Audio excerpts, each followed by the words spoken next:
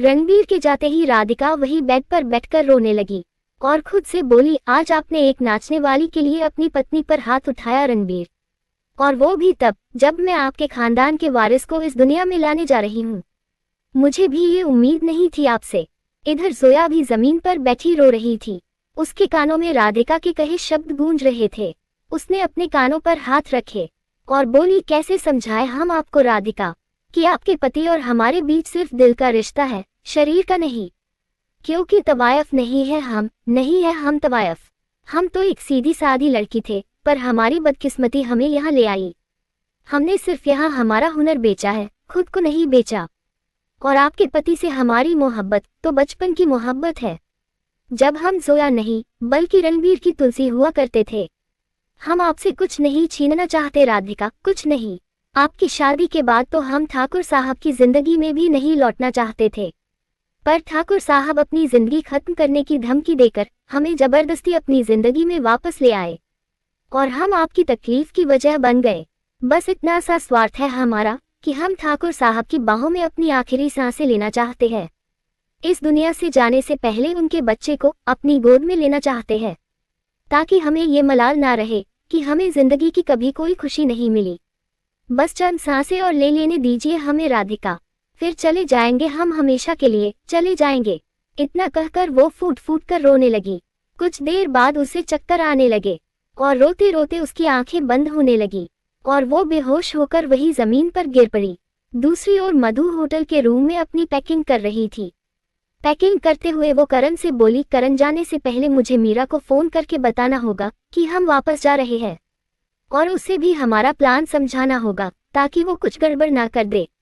आईने के सामने खड़े करण ने अपने बाल झाड़ते हुए जवाब दिया, मैंने रोहित को फोन कर दिया है मधु, वो मीरा को लेकर आ रहा है। रोहित का नाम सुनकर मधु हैरान हो गई। वो उठकर करण के पास आई। करण रोहित की बहन ऋषभ से प्यार करती है, ऐसे में रोहित को सब कुछ बताना क्या सही रहेगा।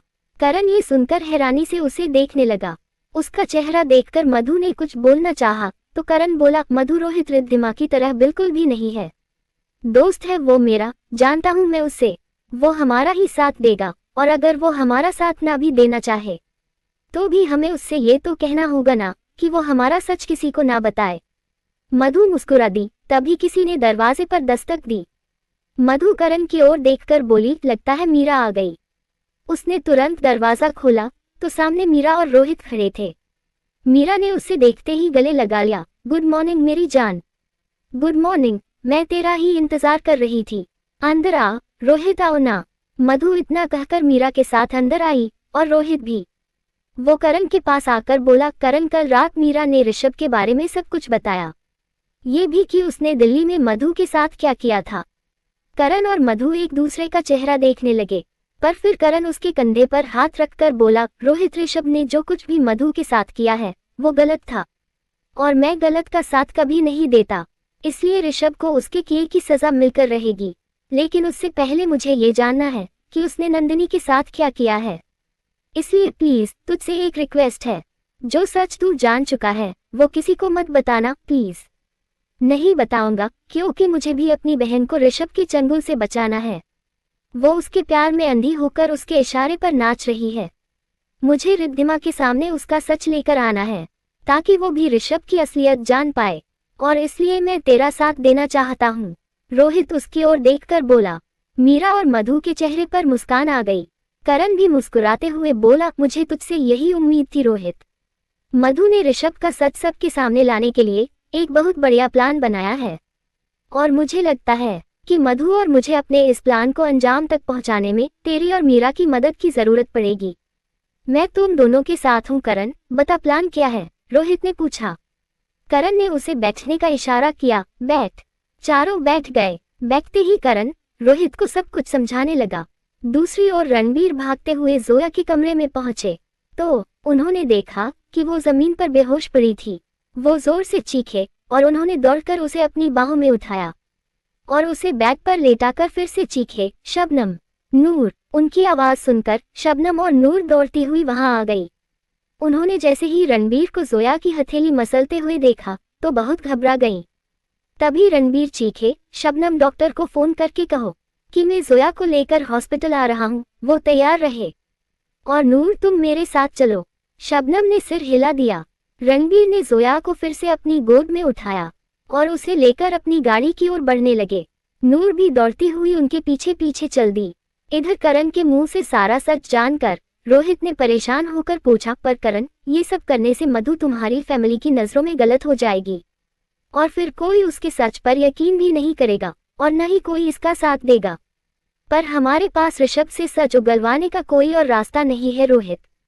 नंदिनी का सच उससे सिर्फ मधु बाहर निकलवा सकती है, इसलिए हमें ऋषभ को ये यकीन दिलाना होगा कि वो अपने खेल में जीत गया है। करण मधु की ओर देखकर बोला। रोहित अभी भी परेशान था। उसे परेशान देखकर मीरा ने पूछा, रोहित क्या हुआ? ऋषभ बहुत खतरनाक इंसान है करण, वो मधु के साथ कुछ भी कर सकता है।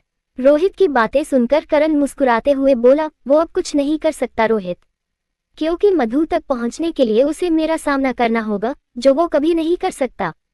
मधु भले उसके खेल का हिस्सा बनने जा रही है, पर इसका मतलब ये बिल्कुल नहीं है कि मैं मधु को खुद से दूर कर दूंगा। मेरी नज़र 24 घंटे इस पर रहेगी। मेरी इजाजत के बिना ऋषभ तो क्या, हवा भी मेरी मधु को नहीं छू पाएगी। और वैसे भी मधु अब वो पहले वाली मधु नहीं रही। उसने खुद ही ऋषभ का सामना करने का फैसला किया है। ये प्लान मधु का है और वो ही ऋषभ को उसके अंजाम तक पहुंचाएगी। हम सब सिर्फ मधु की मदद करेंगे। ये सुनकर रोहित भी मुस्कुरा दिया। ठीक है, अगर तुम दोनों फैसला कर चुके हो तो मैं तुम दोनों के साथ हूँ। करण और मधु एक दूसरे को देखकर मुस्कुराने लगे। मधु तुम पैकिंग करो, मुझे रोहित से बिजनेस को लेकर कुछ बात करनी है, मैं अभी आता हूँ, करण बोला। मधु ने मुस्कुराते हुए हाँ में अपना सिर हिला दिया तो वो रोहित के साथ वहां से चला गया। उसके जाते ही मीरा ने साइड से मधु को पकड़ते हुए पूछा, मिसेस मधु खुराना, अब आप मुझे बताएंगी नहीं कि कल की रात कैसे बीती? जरूर बताऊंगी, पर पहले तू मुझे बताएगी कि रोहित के साथ तेरा कल का दिन कैसे बीता? मधु उसके गाल को चूमकर बोली। मीरा मुस्कुरा दी। मधु, रोहित बहुत बदल गया है। पिछले 2 दिन में मैंने नोटिस किया है कि शायद अब मेरी और उसकी दोस्ती गहरी होने लगी है। तुझे पता है, कल उसने मुझे पूरा शिमला दिखाया। फिर करण ने तुझे सरप्राइज देने के लिए मुझे वहां पर बुलाया तो वो मुझे वहां भी ले गया। इतना ही नहीं, कल रात जब हम वापस होटल पहुंचे तो हमने साथ में कॉफी भी पी। कल का दिन मेरे लिए बहुत खूबसूरत था। तूने उससे अपने दिल की बात बताई? मधु ने फट से पूछा।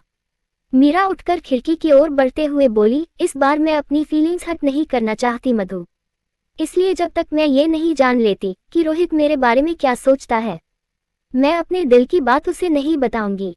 मधु उठकर उसके पास आई। शायद तू ठीक कह रही है, तुझे थोड़ा इंतजार करना चाहिए, पर मेरा दिल कहता है मीरा कि वो दिन बहुत जल्द आने वाला है जब रोहित खुद आकर तुझसे अपने दिल की बात कहेगा। फिलहाल तो मैं रोहित की दोस्ती पाकर ही बहुत खुश हूँ मधु, और उससे भी ज्यादा खुश तेरे लिए हूँ। मैं ये तो जानती थी कि करण तुझसे प्यार करता है, पर ये नहीं जानती थी कि वो तुझसे दीवानगी की हद तक प्यार करता है।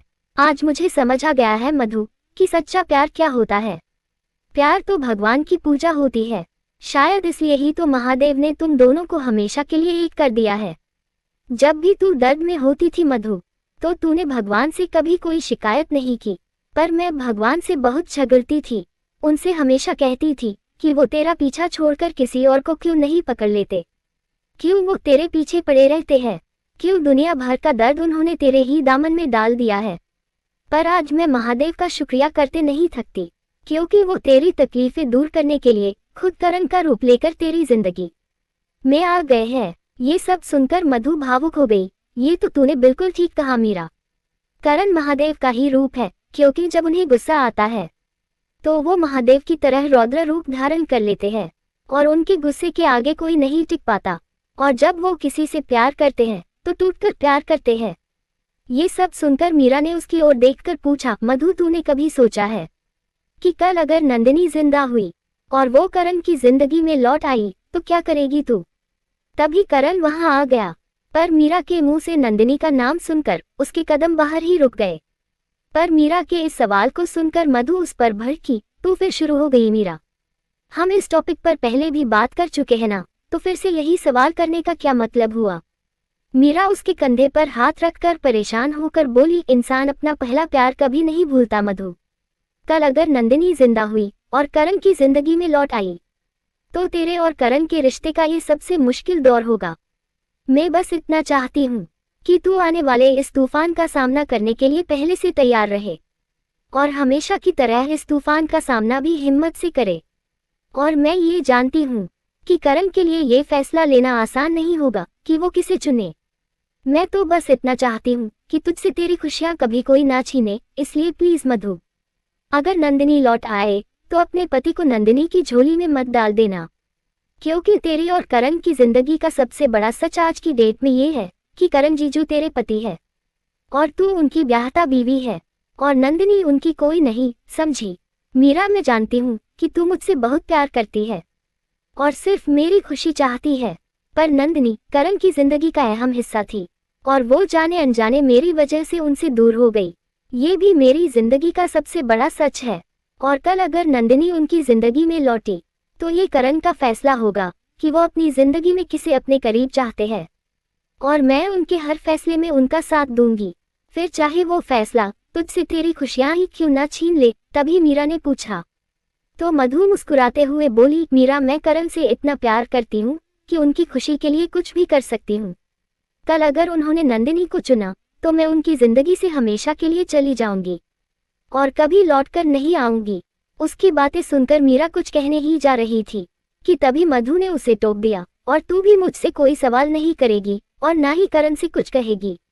मधु, मैं तुझे तुझसे भी ज्यादा जानती हूँ। तुझे शायद पता नहीं है, पर तू करण से इस हद तक प्यार करने लगी है कि तू उसके बिना एक पल सांस भी नहीं ले सकती। मीरा उसकी ओर देखकर बोली। तो मधु फिर से मुस्कुराए, मैं जानती हूँ मीरा, मैं करण के बिना नहीं जी सकती, पर किस्मत के लिखे को कोई नहीं बदल सकता।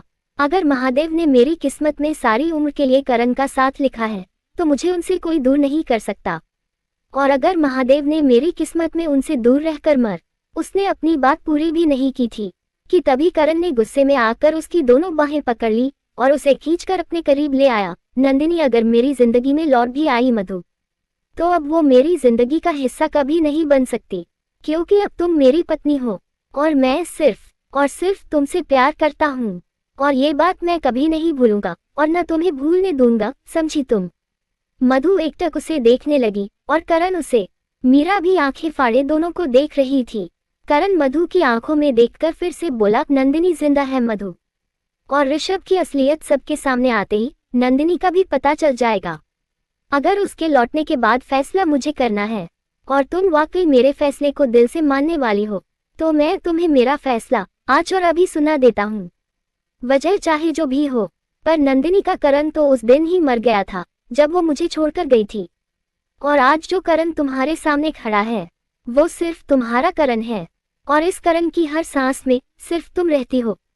इसलिए ये करण किसी नंदिनी को नहीं जानता। आज मेरे लिए नंदिनी सिर्फ एक जिम्मेदारी है। एक बार वो मुझे मिल जाए तो मैं सही सलामत उसे उसके परिवार तक पहुंचाना चाहता हूँ, क्योंकि वो हमारी वजह से अपने परिवार से दूर हुई है। इससे ज्यादा ना मेरा उस पर कोई हक होगा और ना उसका मुझ पर। इसलिए आज के बाद मुझसे दूर जाने का ख्याल भी अपने मन में कभी मत लाना, वरना मुझसे बुरा कोई नहीं होगा, समझी तुम? इतना कहकर करण ने गुस्से में उसे छोड़ दिया और टेबल पर रखा अपना फोन लेकर वहां से चला गया। करण, करण मेरी बात तो सुनिए। करण, मधु उसे पुकारते हुए दरवाजे तक उसके पीछे आई, पर तब तक करण जा चुका था। मधु ने गुस्से में पलटकर मीरा की ओर देखा तो वो अपनी दोनों बाहें फैलाकर मुस्कुराते हुए बेड पर लेट गई। हाय, करण जीजू ने तो आज मेरी सारी टेंशन ही दूर कर दी।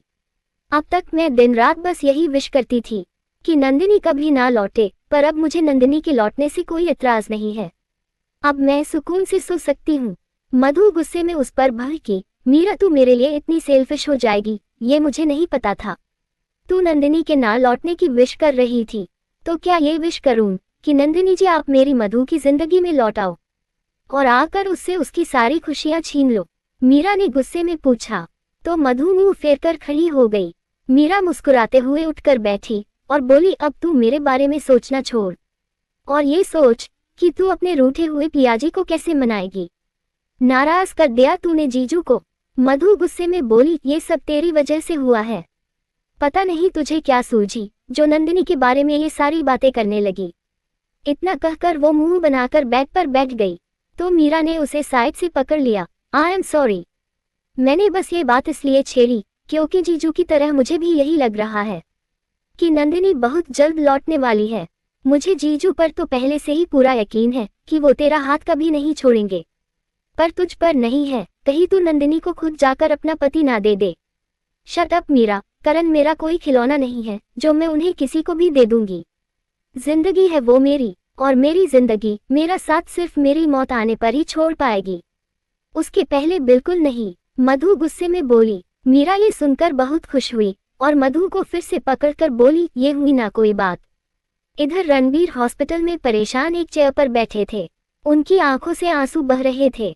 उन्हें बार बार जोया के साथ बिताए पल और राधिका के उस पर लगाए इल्जाम याद आ रहे थे। तभी डॉक्टर बाहर आए। उन्हें देखकर रणबीर तुरंत उठकर उनकी ओर दौड़े और उन्होंने उनकी दोनों बाहें पकड़कर पूछा, डॉक्टर जोया कैसी है? डॉक्टर परेशान होकर बोले, ठाकुर साहब मैं अब आपको और दिलासे नहीं दे सकता और न ही आपसे झूठ बोल सकता हूँ कि जोया ठीक है। रणबीर ने ये सुनकर डॉक्टर की बाहें छोड़ दी और उनकी ओर देखने लगे। डॉक्टर हिम्मत करके बोले, जोया की हालत बिल्कुल ठीक नहीं है। उनकी हालत दिन ब दिन बिगड़ती जा रही है। उनके पास अब ज्यादा वक्त नहीं है। ये सुनकर रणबीर खुद को संभाल नहीं पाए और वही रखी कुर्सी पर बेसुध बैठ गए। डॉक्टर उनके कंधे पर हाथ रखकर बोले, इस वक्त वो बेहोश है। हमने उन्हें वेंटिलेटर पर रखा है। उन्हें होश कब तक आएगा ये भी फिलहाल हम आपको नहीं बता सकते, पर फिर भी मैं आपसे यही कहूँगा कि भगवान पर भरोसा रखिए। भगवान ने चाहा तो उन्हें जल्द होश आ जाएगा और अगर हो सके तो खुद का हौसला टूटने मत दीजिए। आपका हौसला शायद उन्हें कुछ दिन की जिंदगी और दे दे। इतना कहकर डॉक्टर उदास होकर वहां से चले गए। उनके जाने के बाद 10 मिनट तक रणबीर ऐसे भी बैठे रहे। फिर उन्होंने हिम्मत की और उठकर आईसीयू की ओर बढ़ने लगे। उनके लिए एक एक कदम उठाना मुश्किल हो रहा था, पर फिर भी वो खुद को संभाले आगे बढ़ रहे थे। वो हिम्मत करके आईसीयू का दरवाजा खोलकर अंदर आए। जोया बेड पर बेहोश लेटी हुई थी और उसे ऑक्सीजन मास्क लगा हुआ था। रणबीर उसके पास आकर बैठे।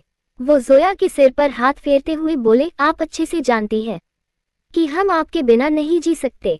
जितने कदम आप मौत की तरफ बढ़ा रही है उतने ही कदम हम भी हमारी जिंदगी से दूर होते जा रहे हैं। अगर आप सच में हमें छोड़कर चली गई तो हम भी नहीं रहेंगे। जिस दिन से हमें पता चला है कि आपको कैंसर है हम तिल तिल करके मर रहे हैं।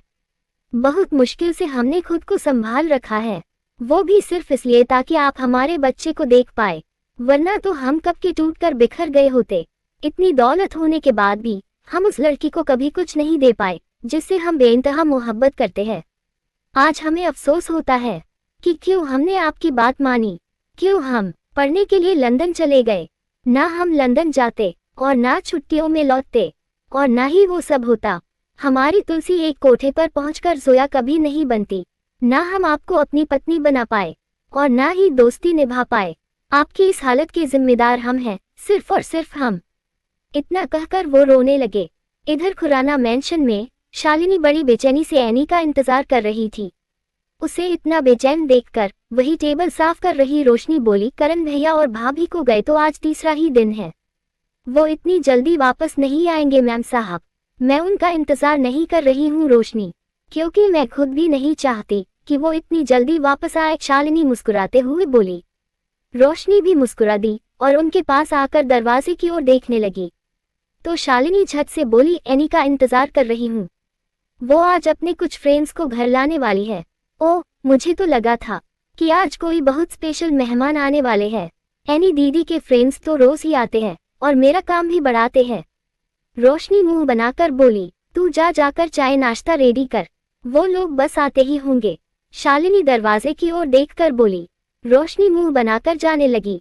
तभी उसकी नजर एनी पर पड़ी जो अकेली और उदास चली आ रही थी।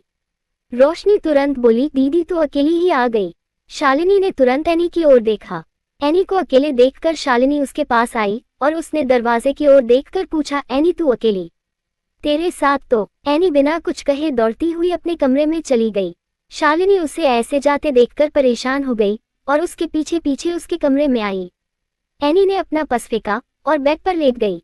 क्या हुआ एनी, लक्की तेरे साथ नहीं आया? शालिनी ने उसके पास बैठकर पूछा तो एनी रोते हुए बोली, छोटी मोम, लक्की ने मेरे साथ आने से मना कर दिया है। पर क्यों? शालिनी ने हैरानी से पूछा। एनी गुस्से में बोली, क्योंकि ऋषभ भैया ने उसे धमकी दी है कि अगर वो दोबारा मेरे आसपास नजर आया तो वो उसे जान से मार देंगे। ऋषभ भैया ने उस पर इल्जाम भी लगाया है कि वो मुझसे नहीं बल्कि मेरी दौलत से प्यार करता है। बस इसलिए लक्की ने मुझसे कहा कि वो नहीं चाहता कि उसकी वजह से मुझे कोई परेशानी हो और मैं उसके प्यार पर शक करूं, इसलिए वो अब मुझसे दोबारा कभी नहीं मिलेगा। एनी की बातें सुनकर शालिनी परेशान हो गई और सोच में पड़ गई। इधर करण और रोहित स्विमिंग पूल के पास बैठे कॉफी पी रहे थे। रोहित ने कॉफी का एक घूंट पीकर पूछा, करण अगर तेरे पास ऋषभ के खिलाफ सबूत है तो तू सबको सच बता क्यों नहीं देता? यूं मधु की जिंदगी खतरे में डालने की क्या जरूरत है? हम नंदिनी का पता लगाने का कोई और रास्ता भी तो निकाल सकते हैं। नहीं निकाल सकते। ऋषभ को मैं बहुत अच्छे से जानता हूँ रोहित, उसने नंदिनी के साथ क्या किया था ये मैं कभी पता नहीं कर पाऊंगा। मुझे नंदिनी का सच उसकी ही जुबान से सुनना है, इसलिए मधु का प्लान एकदम परफेक्ट है। करण कॉफी का एक घूंट पीकर बोला। तो रोहित ने उसकी ओर देखकर पूछा, तुझसे एक बात पूछूं? पूछ। रोहित कुछ पल सोचकर बोला, तू नंदिनी से प्यार करता था, ये मैंने खुद देखा भी है और महसूस भी किया है। कल अगर वो तेरी जिंदगी में लौट आई तो तू क्या करेगा? रोहित के इस सवाल को सुनकर करण ने उसकी ओर देखा। लेखिका कविता वर्मा। अगर आपको मेरी लिखी कहानियां पसंद आ रही है और आप इस कहानी को आगे भी पढ़ना और सुनना चाहते हैं तो मेरे चैनल को लाइक करें, शेयर करें और आज ही सब्सक्राइब भी करें। Thank you for watching this video.